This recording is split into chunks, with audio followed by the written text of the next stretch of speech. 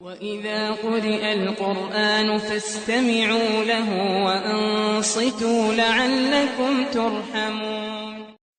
الحمدللہ والصلاة والسلام علی رسول اللہ رب اشرح لی صدری ویسر لی امری واحلل عقدۃ من لسانی یفقہوا قولی۔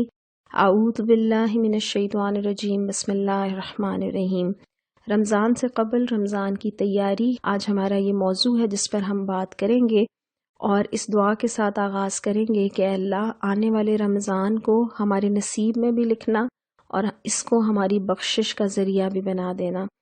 سب سے پہلی بات جو میں آپ سے کہنا چاہوں گی وہ یہ کہ مختصراً ہم کچھ چیزیں انشاءاللہ رمضان کے حوالے سے دیکھیں گے، لیکن آپ سب رمضان کے حوالے سے کوئی نہ کوئی احادیث جو ہیں وہ ضرور نکال لیجئے اور اس کا مطالعہ خود بھی کیجئے اور اپنے گھر والوں کے ساتھ بھی کیجئے، تاکہ رمضان کے حوالے سے ہم ایک ماحول بنا سکیں۔ یہ تصور ہمارے ذہنوں میں واضح ہونا چاہیے کہ یہ چند دن ہے اور بہترین دن ہے۔ یہ قرآن کا مہینہ ہے، یعنی قرآن جس ماہ میں نازل ہوا وہ بہترین مہینہ ہے، جس ہستی پر نازل ہوا وہ محبوب خدا ہے، جس امت پر نازل ہوا وہ بہترین امت ہے، اور جس رات میں وہ نازل ہوا وہ 1000 مہینوں سے بہتر ہے۔ اس لیے ضروری ہے کہ ہم سب اپنے گھروں میں ماحول بنائیں کہ کسی اسپیشل گیسٹ کی آمد ہے اور اس کے لیے بھرپور تیاری ضروری ہے۔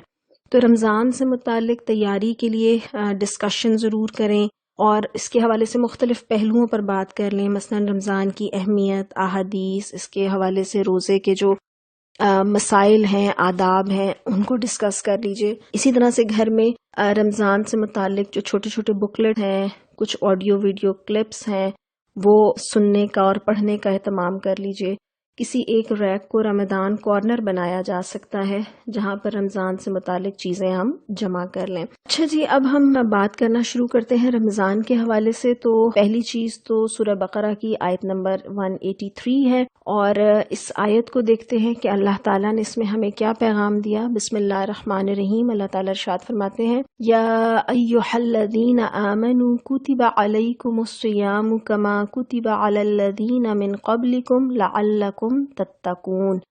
اے لوگو جو ایمان لائے ہو، یعنی میں اور آپ مخاطب ہیں۔ اللہ فرماتے ہیں کہ تم پر روزے فرض کر دیے گئے، کتبہ لکھ دیے گئے، اور فرضیت کے حوالے سے بھی ذہن میں رکھیے گا کہ ہر بالغ فرد پر روزے فرض ہیں، خواہ گرمی کیسی ہی ہو، خواہ امتحانات کا موسم ہو، خواہ نوکری سخت ہو، لیکن روزے رمضان کے مہینے میں ہر بالغ مسلمان پر فرض ہیں۔ پھر اللہ تعالیٰ ارشاد فرماتے ہیں، جس طرح تم سے پہلے انبیاء کے ماننے والوں پر فرض کیے گئے تھے، اس سے توقع ہے کہ تم میں تقویٰ کی صفت پیدا ہو، لعلکم تتقون، یعنی اللہ تعالیٰ اس ایک مہینے کی ٹریننگ کے ذریعے سے ہمارے اندر تقویٰ کو پیدا کرنا، تقویٰ کو ریفریش کرنا اور تقویٰ کو بڑھانا چاہتے ہیں۔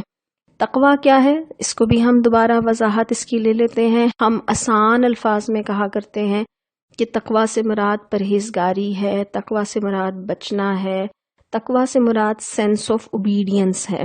یعنی اگر آپ اس کو سمجھیے کہ تقویٰ کیا ہے، کہ بندے کے اندر اللہ کی فرما برداری کا ایسا جذبہ پیدا ہو جانا کہ وہ اللہ کی ناراضگی اور اللہ کی نافرمانی سے پرہیز کرے، وہ ہر اس کام سے بچے جس کو اللہ تعالیٰ نے ناپسند کیا ہے۔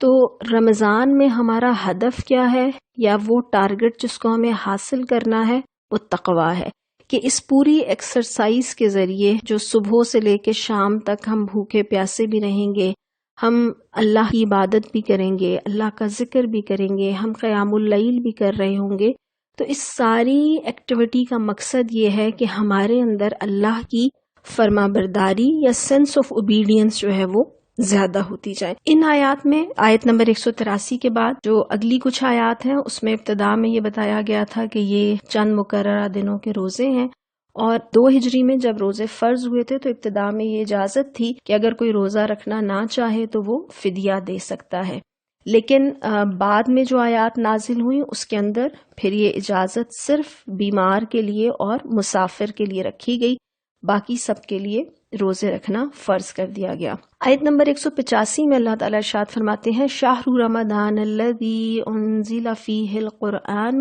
ھدی للناس وبینات من الھدی والفرقان۔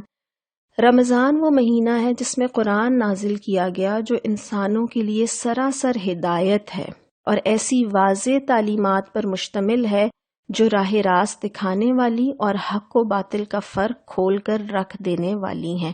یعنی رمضان کی اسپیشلٹی کیا ہے کہ اس مہینے میں اللہ تعالیٰ نے قرآن نازل فرمایا، اور وہ قرآن جو انسانوں کے لیے ہدایت ہے۔ میں چاہوں گی کہ آپ سورہ بقرہ کی بالکل ابتدائی آیات بھی اپنے ذہن میں لے کر آئیں، جس میں اللہ تعالیٰ فرماتے ہیں کہ ذَلِكَ الْكِتَابُ لَا رَيْبَ فِيهِ هُدًى لِّلْمُتَّقِينَ۔ دیکھیے تقوی اور قرآن کا آپس میں تعلق ہے۔ وہاں بھی اللہ تعالیٰ نے ارشاد فرمایا کہ یہ وہ کتاب ہے جس میں کوئی شک نہیں، اور یہ ہدایت ہے ڈرنے والوں کے لیے، یہ ہدایت ہے پرہیزگاروں کے لیے۔ اور یہاں اللہ تعالیٰ کیا ہمیں بتا رہے ہیں کہ رمضان وہ مہینہ ہے جس میں قرآن نازل ہوا، اور ساتھ کیا ارشاد فرمایا کہ یہ سراسر ہدایت ہے۔ اور روزے کا مقصد کیا بتایا کہ تمہارے اندر تقوی پیدا ہو۔ تو رمضان قرآن کا مہینہ ہے، اور خود قرآن اور روزے کی جو پوری مشق ہے اس کا مقصد کیا ہے کہ انسانوں کو اللہ کی اطاعت کے لیے تیار کیا جا سکے، یا انسانوں کے اندر اللہ کی فرما برداری کا مادہ بڑھایا جا سکے۔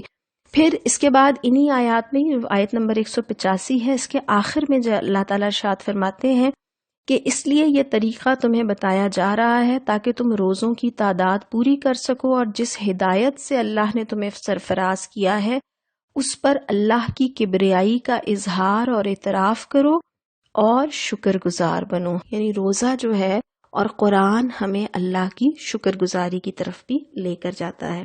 اگر ہم احادیث کی طرف چلنا شروع کریں تو احادیث کا ایک بڑا مجموعہ ہے جو ہمیں رمضان کے متعلق یا روزے کے متعلق ملتا ہے۔ ہم اس میں سے کچھ چیزوں کو یہاں پر دیکھ لیتے ہیں۔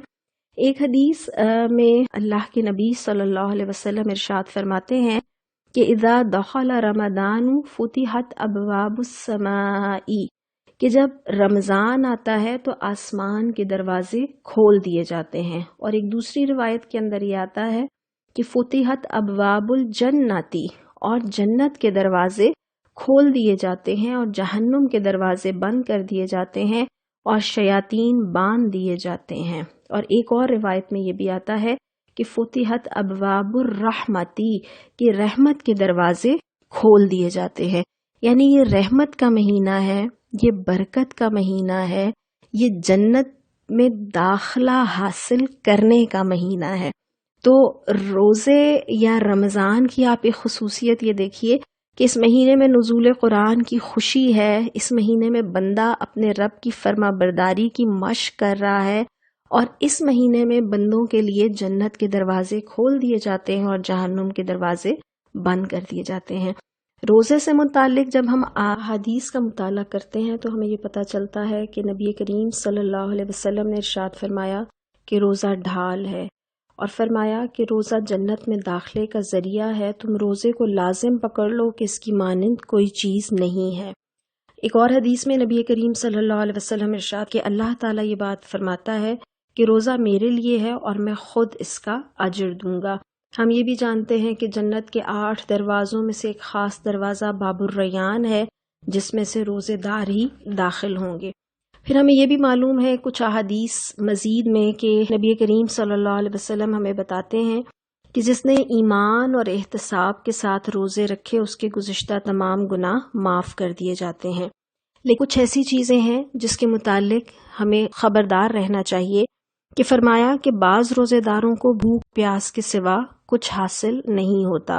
اور ایک اور حدیث میں نبی کریم صلی اللہ علیہ وسلم نے فرمایا کہ جس نے بد زبانی اور جھوٹ نہ چھوڑا تو اللہ تعالیٰ کو اس کا کھانا پینا چھوڑ دینے کی کوئی ضرورت نہیں ہے۔ اب ہم کچھ عملی کاموں کو دیکھ لیتے ہیں کہ رمضان کے حوالے سے ہم عملاً کیا کچھ کام کر سکتے ہیں۔ سب سے پہلی چیز تو یہ کہ نیت کی درستگی، اور نیت میں ہماری یہ بات شامل ہونی چاہیے کہ اللہ ہمارا روزہ صرف تیرے ہی لیے ہے، اور اس روزے کے ذریعے سے ہم چاہتے کیا ہیں کہ ہم تیری فرما بردار بھی بنیں اور ہم تیری بخشش کو حاصل بھی کر سکیں۔ پھر اس کے بعد رمضان چونکہ قرآن کا مہینہ ہے تو جتنا زیادہ وقت ہم قرآن کے ساتھ گزار سکیں، اس میں کم از کم اس مہینے میں ایک دفعہ قرآن کو مکمل ناظرہ کے ساتھ پڑھنا، اچھی آواز کے ساتھ پڑھنے کی کوشش کرنا، اتنی آواز میں پڑھنا کہ خود ہمیں وہ آواز سنائی دے رہی ہو ہمارا ہدف ہونا چاہیے۔ قرآن کا کچھ حصہ یاد کرنے کا پلان کریں کہ کچھ حصے کو ہم حفظ کر لیں۔ اگر کسی کو آخر کی 10 صورتیں یاد ہیں تو وہ 10 مزید کا پلان کر لے، 5 مزید کا پلان کر لے، لیکن قرآن کو یاد کرنے کی بھی پلاننگ کریں۔ قرآن کی سمجھ بوجھ بڑھانے کے لیے، قرآن کا فہم حاصل کرنے کے لیے کوئی ذریعہ تلاش کریں تو ہمیں بہت ساری جگہوں پر دورہ قرآن کی سہولیات موجود ہیں۔ اجتماعی حیثیت میں جب ہم قرآن کو سمجھتے ہیں تو سمجھنا بھی آسان ہوتا ہے، اور وہ ہمارے لیے زیادہ ایک طرح سے سمجھ لیں کہ اثر بھی ہمارے اوپر ہو رہا ہوتا ہے۔ تو ایسی ضرور کوئی جگہ تلاش کیجئے جہاں اس رمضان بیٹھ کر آپ قرآن کے ساتھ کچھ وقت گزار سکیں۔ تو رمضان قرآن کا مہینہ ہے، تو میکسیمم ٹائم جو ہے وہ ہم قرآن کے ساتھ صرف کر سکیں، ایک چیز۔ نمبر 2 یہ کہ ہم وہ چیزیں جو ہمارے رمضان میں وقت کا ضیاع کرنے کا باعث بنتی ہیں ان کو نوٹ کر لیں۔ جیسے مثال کے طور پر جو ہمارے بزرگ ہمیں بات سمجھا کر گئے ہیں، وہ کہتے ہیں کہ رمضان میں قلت طعام ہونی چاہیے، یعنی کھانا کم ہونا چاہیے۔ سحر اور افطار ضروری ہے، لیکن وہ ایسا ہو جو ہمارے لیے ہیلدی بھی ہو اور ہمارے روزے کو ہمارے لیے نفع بخش بنانے کا باعث بنے۔ تو کیسے ہم اپنا کھانا سادہ اور اچھا رکھ سکتے ہیں، اس کو ضرور پلان کیجیے گا۔ قلت کلام، کم گفتگو۔ زیادہ گفتگو ویسے بھی نقصان دہ ہے، اور رمضان میں تو اپنی توجہ بالکل فوکس کر لینی چاہیے اللہ کی طرف اور اللہ کی کتاب کی طرف۔ اور تیسری چیز جس کی قلت کی طرف ہمیں توجہ دینی ہے وہ نیند ہے۔ بہت سارے لوگ روزے کو سو کر گزارتے ہیں، اس کا خیال رکھیے گا کہ اتنا سونا جتنا ہمارے جسم کے لیے ضروری ہے۔ اپنا ٹائم ٹیبل ضرور بنا لیجئے کہ کن اوقات میں ہم اپنی نیند کو پوری کریں گے، لیکن ایسا نہ ہو کہ روزے کو سو کر گزارا جائے، اس کا ضرور خیال رکھیں۔ کچھ چیزیں ایسی ہیں جو روزے کو ضائع کرنے کا باعث بنتی ہیں، اس کے حوالے سے خصوصاً ہمیں خیال رکھنا ہے۔ مثلاً جھوٹ ہے، اسی طرح سے بد زبانی ہے، لڑائی جھگڑا ہے، تو زبان کی حفاظت پر خصوصی توجہ رکھنا۔ آنکھ، کان اور زبان کی حفاظت کہ یہ اللہ کی نافرمانی کرنے میں استعمال نہ ہو رہی ہوں۔ اسی طرح سے کچھ چیزیں ایسی ہیں جیسے سکرینز ہیں جو ہمارا بہت زیادہ وقت بھی لے لیتی ہیں، اور بہت ساری وہ چیزیں ہماری آنکھوں کے اور ہمارے کانوں کے سامنے لے آتی ہیں جو ہمارے لیے نقصان دہ ہیں۔ تو ٹی وی ہے، موبائلز ہیں، انٹرنیٹ ہیں، ان کو ضرور محدود، کچھ چیزوں کو تو بند کیا جا سکتا ہے اور باقی چیزوں کا اتنا لمیٹڈ استعمال جتنا ہمارے لیے ضروری ہے۔ اسی طرح سے خواتین بالخصوص عید کی تیاریاں رمضان سے پہلے کر لیجئے۔ رمضان میں اگر ہم بازار نہ جانے کا طے کریں، ویسے بھی بازار اللہ کی ناپسندیدہ جگہوں میں سے ہیں، لیکن رمضان میں چونکہ نت نئی اٹریکشنز ہوتی ہیں تو ہمارا بہت سارا وقت نہ صرف بازاروں میں ضائع ہوتا ہے، بلکہ بازاروں کے چکر ہمارے ذہن کو بھی بازاروں ہی میں الجھا دیا کرتے ہیں۔ تو کوشش کیجئے کہ اس مہینے میں ہم بازار نہ جانے والے ہوں۔ کچن کو ہم نے پہلی بات کی کہ سمپل اگر ہم رکھ سکیں اس کا ضرور خیال رکھنا چاہیے۔ یہ ہمدردی کا مہینہ ہے، اور اس ہمدردی میں ہمارے وہ لوگ جو ضرورت مند ہیں بالخصوص ہماری توجہ کے مستحق ہونے چاہیے۔ نبی کریم صلی اللہ علیہ وسلم کی سخاوت اس مہینے میں تیز ہواؤں سے زیادہ تیز ہوا کرتی تھی۔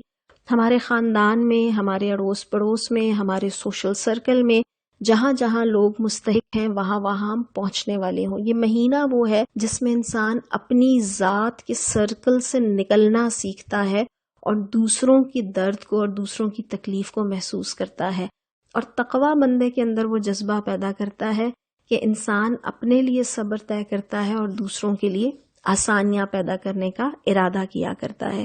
تو اس چیز کا بھی ضرور ہم نے خیال رکھنا ہے۔ دعاؤں کا مہینہ ہے، کثرت سے دعائیں۔ روزے دار کی دعا اللہ تعالیٰ قبول فرماتے ہیں، افطار کے وقت کی دعا کو اللہ تعالیٰ قبول فرماتے ہیں، اور اسی طرح سے جب ہم دعا مانگ رہے ہوں تو اپنے لیے، اپنی اولادوں کے لیے اور بالخصوص امت مسلمہ کے لیے ہم کثرت سے دعا کرنے والے ہوں۔ میں ایک چھوٹا سا اقتباس آج کی اس بات کے آخر میں آپ کے سامنے رکھوں گی۔ مولانا مودودی رحمۃ اللہ کا یہ اقتباس ہے، اور اس میں یہ فرماتے ہیں کہ سکتے کے مریض کا آخری امتحان اس طرح کیا جاتا ہے کہ اس کی ناک کے پاس آئینہ رکھتے ہیں۔ اگر آئینے پر کچھ دھندلاہٹ پیدا ہو تو سمجھتے ہیں کہ ابھی جان باقی ہے، ورنہ اس کی زندگی کی آخری امید بھی منقطع ہو جاتی ہے۔ اسی طرح مسلمانوں کی کسی بستی کا تمہیں امتحان لینا ہو تو اسے رمضان کے مہینے میں دیکھو. اگر اس مہینے میں ان کے اندر کچھ تقوی، کچھ خوف خدا، کچھ نیکی کے ابھار کا جذبہ نظر آئے تو سمجھو ابھی زندہ ہے. اور اگر اس مہینے میں بھی نیکی کا بازار سرد ہو، فسق و فجور کے آثار نمایاں ہوں اور اسلامی حس مردہ نظر آئے تو انا للہ و انا الیہ راجعون پڑھ لو. اس کے بعد زندگی کا کوئی سانس مسلمانوں کے لیے مقدر نہیں ہے. تو اس مہینے میں خود بھی جاگنا ہے، اپنے گھر والوں کو بھی جگانا ہے اور اپنے ارد گرد کے ماحول کو بھی بیدار کرنا ہے تاکہ ہم اسلام کی طرف بھی بڑھ سکیں اور اس میں پختگی بھی حاصل کر سکیں. وآخر الدعوانا ان الحمد للہ رب العالمین.